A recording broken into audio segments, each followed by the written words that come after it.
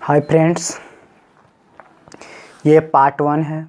Exercise 1.1 का एक class 11th है। ये पार्ट 1 चैप्टर समुच्चय सेट इंग्लिश में कहते हैं हम इसको। टीएस क्लासेस के माध्यम से यूट्यूब चैनल पर आपका स्वागत है।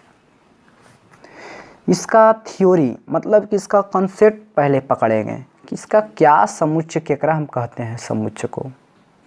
तो इसको हम देखेंगे दोस्तों कि ये समुच्चय इंग्लिश में हम सेट कहते हैं। किसे कहते हैं समुच्चय को? समुच्चय होता है क्या? तो वस्तुओं को सुपरिभाषित कहे के मतलब कि ये भिन्न भिन्न होता है। वस्तुओं को भिन्न भिन्न संग्रहों को हम समुच्चय कहते हैं। मतलब कि वस्तुओं को सुपरिभाषित संग्रह को हम समुच्चय कहते हैं। मतलब कि समुच्चय एक ऐसा भी हो सकता है दोस्तों कि ये प्राकृत संख्या है। प्राकृत संख्या को हम 1 2 3 4 5 ये 1 से स्टार्ट होता है। ये कौन सा समूह में आता है? मतलब कौन सा सेट में आता है? तो ये प्राकृत सेट में आता है। मतलब कि ये प्राकृत संख्या का सेट है।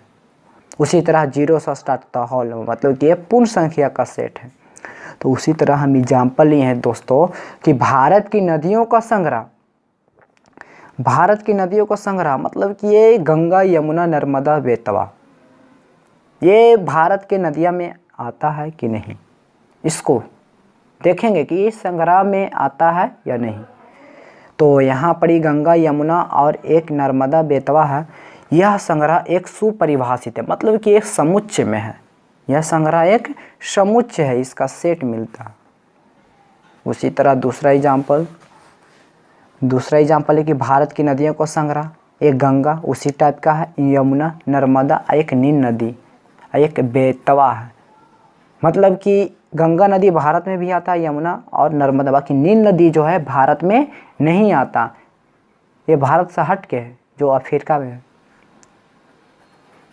और ये बेतवा, तो इसको हम यह संग्रह सुपरिभाषित नहीं है क्योंकि यह समुच्चय में नहीं है, इसलिए हम सुपरिभाषित नहीं कहेंगे।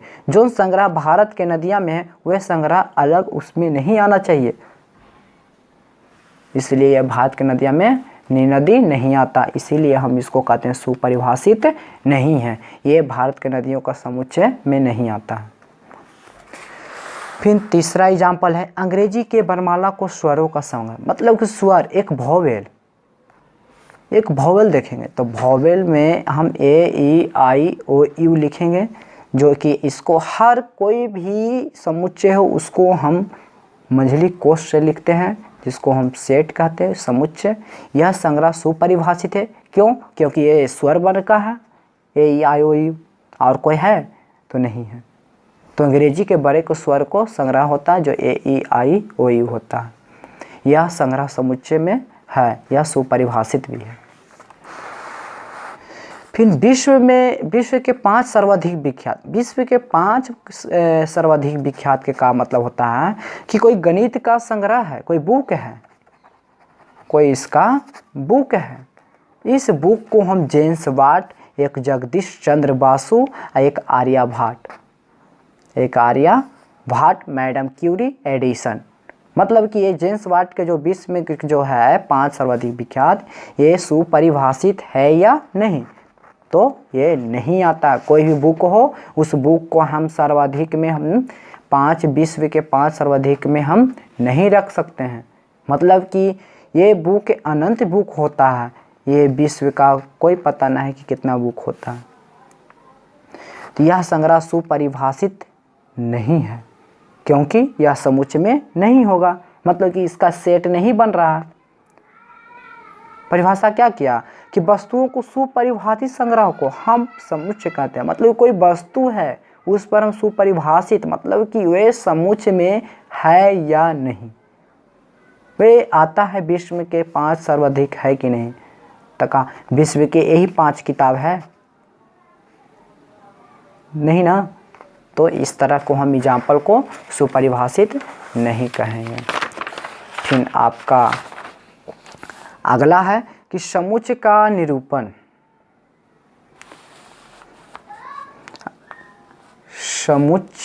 निरूपण जिसको हम set A B C D इसका एक कैपिटल मान लीजिए कि समुच्चय को अंग्रेजी वर्णमाला के बड़े अक्षरों से सूचित किया जाता।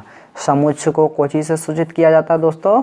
समुच्चय के बड़े अक्षरों से सूचित किया जाता है, जैसे में A B C D X Y Z. अब समुच्चय, कौन सा समुच्चय को हम बड़े अक्षर से सूचित करेंगे?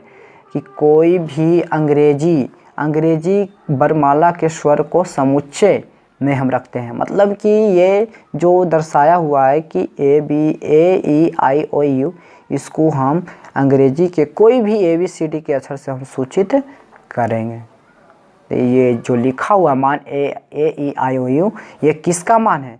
ये अंग्रेजी के बड़े अक्षर से सूचित किया जाता है, उसी का मान है। फिर दूसरा एग्जाम्पल है कि समुच्चय के अवयवों को अंग्रेजी वर्णमाला के छोटे अक्षरों द्वारा प्रदर्शित करते हैं।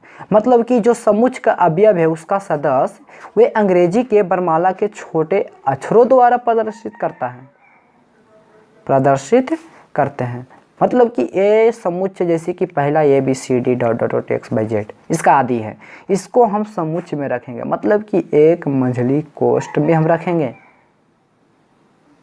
एक मंझली कोई भी समुच्चय हो, उसको हम मंझली कोष्ठ में ही रखेंगे। तो उसको हम कोई भी बड़ी अक्षर से, कैपिटल अक्षर से हम सूचित किया जाता है, इसी को हम समुच्चय कहते हैं। फिर तीसरा एग्जाम्पल है ए का अवयव।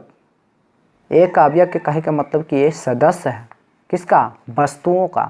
तथा ये सदस्य परिवाची पद भी है। मतलब कि अवयव का परिवाची होता है सदस्य, जो कि ए का अवयव है, जो समुच्चय है 1 2 3। तब पूछेगा कि एक जो समुच्चय है किसका सदस्य है? ए का है, कि इसमें तो एक ना है, क्योंकि ये बी का सदस्य नहीं है। उसी तरह हम पूछती हैं कि 5 6 का सदस्य, मतलब कि समुच्चय किसका है? तो बी का समुच्चय है,